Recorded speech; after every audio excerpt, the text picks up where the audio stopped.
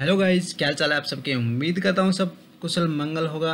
एक बार फिर से स्वागत है आपका हमारे यूट्यूब चैनल के ऊपर। और आज अपन बात करने वाले कैसे नोटिफिकेशन के बारे में, जिसका आप काफ़ी समय से वेट कर रहे हैं। जी हाँ मेरे भाई, आज अपन जिसके बारे में बात करने वाले हैं ना, उसका नाम है डॉक्टर अंबेडकर छात्रवृत्ति योजना, जो कि काफ़ी समय से बच्चे वेट कर रहे थे इस छात्रवृत्ति को पाने के लिए, इसमें फॉर्म भरने के लिए। तो उन सब का आप यहाँ पर इंतज़ार करने का समय जा चुका है। सबसे पहले मैं बता दूँ कि इसके अंदर आपको काफ़ी चीज़ें रिक्वायरमेंट रखी गई है। अभी की बात जो कि डॉक्यूमेंट्स आपको सबसे पहले रेडी करवा लेना है। तो क्या क्या डॉक्यूमेंट होने वाले हैं, क्या क्या इसके टर्म कंडीशन होने वाले, सारी चीज़ें हम जानेंगे इसी वीडियो के दौरान। उसके बाद अगर मैं बात करूँ इस नोटिफिकेशन की, तो काफ़ी सारी चीज़ें हमें यहाँ पर देखने को मिल जाती है। सबसे पहले मैं बात करता हूँ यहाँ पर इसकी स्टार्टिंग डेट क्या रखी है। तो डॉक्टर अम्बेडकर जो स्कॉलरशिप स्टार्ट होने की जो डेट रखी है वो 1 दिसंबर 2022 से रखी है। यानी आपके पास करीबन 4 से 5 दिन का ही समय बचा है आपको डॉक्यूमेंट्स रेडी करवाने का। और जो उसकी जो अंतिम तिथि रखी गई वो करीबन रखी गई है 31 जनवरी 2023। यानी पूरा 2 महीने मिलने वाले आपको फॉर्म भरने का। कोई टेंशन वाली बात नहीं, आराम से आप अपने डॉक्यूमेंट्स रेडी करवा सकते हो। उसके बाद मैं अगर बात करूँ कि कौन कौन इसको छात्रवृत्ति को ले सकता है, तो सबसे पहले 10वीं पास जो विद्यार्थी जो 10वीं कर चुका है और 11वीं में जिसका एडमिशन हुआ है वो इस चीज़ को अप्लाई कर सकता है। या फिर जिसने 12वीं की या बी ए फर्स्ट ईयर में जिसने एडमिशन लिया वो इस चीज़ को अप्लाई कर सकता है। जिसने फर्स्ट ईयर पढ़ रहा है वो भी इस फॉर्म को अप्लाई कर सकता है। और एक चीज़ मैं बता दूं, जिनकी फैमिली आईडी में 4 लाख से अधिक की इनकम नहीं है वही इस फॉर्म को भर सकते हैं। पिछली बार 2.5 लाख रखी गई थी, लेकिन अब की बात जिस हिसाब से फैमिली आईडी में करेक्शन चल रहा है उसको मद्देनजर रखते हुए यहाँ पर करीबन 4 लाख इनकम दे दी गई। तो ये भी आपके लिए एक अच्छी गुड न्यूज़ यहाँ पर निकल के आती है। उसके बाद अगर मैं बात करूँ एलिजिबिलिटी की, कौन कौन इसके अंदर एलिजिबिलिटी होने वाला है, मैंने पहले बताया जैसे 10th +2 की हो, ग्रेजुएशन, पोस्ट ग्रेजुएशन, परसेंटेज के हिसाब से रिक्वायरमेंट है कि कितनी परसेंटेज वालों को कितना मिलने वाला है। यहाँ पर सबसे पहले यहाँ पर दिखाया गया जो नोटिफिकेशन दे रखा है उसके अंदर साफ साफ मेंशन कर रखा है जो 10th क्लास के कैंडिडेट है उसको, अगर वो शहरी एरिया से बिलोंग करते हैं तो उसको करीबन 70% यहाँ पर नंबर होने चाहिए। अगर वो गांव से बिलोंग करता है तो उसके 60% नंबर होने चाहिए।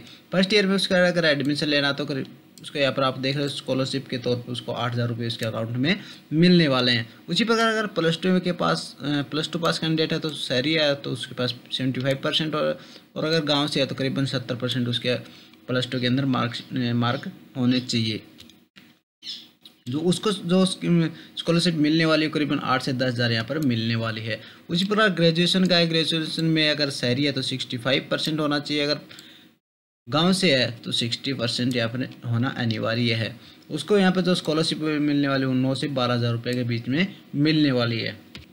उसके बाद अगर मैं बात करूँ डॉक्यूमेंट्स की, डॉक्यूमेंट्स क्या क्या मैंडेटरी रखे गए हैं इसके अंदर, तो सबसे पहले आती है फैमिली आईडी, परिवार पहचान पत्र। अगर आपके पास फैमिली आईडी है, आपके पास प्रॉपर डाटा अपडेट है, एक बार जरूर चेक कर ले, क्योंकि जिस प्रकार का डाटा अभी अपडेट होकर आ रहा है, अगर आपके पास लेटेस्ट प्रिंट नहीं है तो कृपया करके नियर बाई इंटरनेट की शॉप पे जाके आप लेटेस्ट प्रिंट रिसीव करें, उसके अंदर अपना प्रॉपर डाटा ही चेक करवा लें। उसके बाद आपको फोटो सिग्नेचर चाहिए होगा यहाँ पर फॉर्म को अप्लाई करने के लिए। उसके बाद 10th +2 की मार्कशीट की फ़ोटोकॉपी होनी चाहिए, जिसके अंदर आपको क्लियरली आपका नाम, गांव, village, marksheet number, roll number वगैरह एवरीथिंग क्लियर साफ साफ दिखाई देना चाहिए। उसके बाद आधार कार्ड या राशन कार्ड की फ़ोटोकॉपी होना अनिवार्य है आपके पास। बैंक अकाउंट की कॉपी होनी चाहिए जिसके अंदर आपका आधार कार्ड लिंक हो, KYC हो आपके अकाउंट के अंदर ऑलरेडी। और इनकम सर्टिफिकेट होनी चाहिए 2022 की, जिसके अंदर आपको इनकम 4 लाख से कम होनी चाहिए। ये चीज़ ध्यान रखने वाले, जिस भी भाई ने अपनी लेटेस्ट इनकम सर्टिफिकेट नहीं बनवाई है वो अपनी लेटेस्ट इनकम सर्टिफिकेट बनवा ले, क्योंकि अब जो फैमिली आईडी के हिसाब से बनती है तो एक बार फैमिली आईडी में अपना डाटा प्रॉपर चेक करके ही सर्टिफिकेट बनवाए। उसके बाद डोमिसाइल और कास्ट सर्टिफिकेट आपके पास होने चाहिए। अगर आप SC हैं तो SC के अंदर भी 2022 की जो SC शेड्यूल कास्ट सर्टिफिकेट बन रही है वही बनवाए, क्योंकि पिछला जो डाटा है वो एक प्रकार से पुराना। उसके बाद मैं अगर बात करूँ डोमिसाइल और कास्ट सर्टिफिकेट, तो कास्ट सर्टिफिकेट SC BC के लिए वही मैंडेटरी है जो 2022 के अंदर बनी, उसी को आप इस फॉर्म के अंदर मेंशन कीजिएगा। डोमिसाइल आपकी हरियाणा रेजिडेंस होती है, जो कि एक आपके हरियाणा का एक स्थायी प्रूफ होता है, जो कि एक टाइम ही बनता है, वो चाहे कितना ही पुराना हो दोनों कंडीशन में चल जाएगा। आपके पास मोबाइल नंबर होना चाहिए, जीमेल आईडी होनी चाहिए। अगर आप 11th में तो आपके पास आईडी कार्ड होना चाहिए 11th का। अगर आप BA में तो BA का आईडी कार्ड होना चाहिए। अगर आप ग्रेजुएशन कर रहे हैं तो ग्रेजुएशन का भी आप पास आईडी कार्ड प्रूफ होना चाहिए। उसके बाद फादर डेथ सर्टिफिकेट, अगर किसी भाई का फादर एक्सपायर हो रखा हो, भगवान ना करे किसी का ऐसा हो, लेकिन गलती से अगर ऐसा हो चुका है तो उसकी डेथ सर्टिफिकेट यहाँ पर मेंशन कर सकते हैं।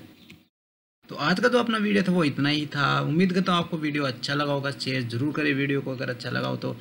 अगर इसी डॉक्यूमेंट को बनवाने में किसी प्रकार की कोई दिक्कत आती है आप लोगों को तो वीडियो के डिस्क्रिप्शन में मैं ग्रुप मेंशन कर दूंगा, तो एक बार पर्सनली मैसेज मेरे को कर सकता है। बाकी मिलते हैं एक और नए वीडियो के साथ, जब तक के लिए जय हिंद जय हरियाणा, टेक केयर मेरे भाई।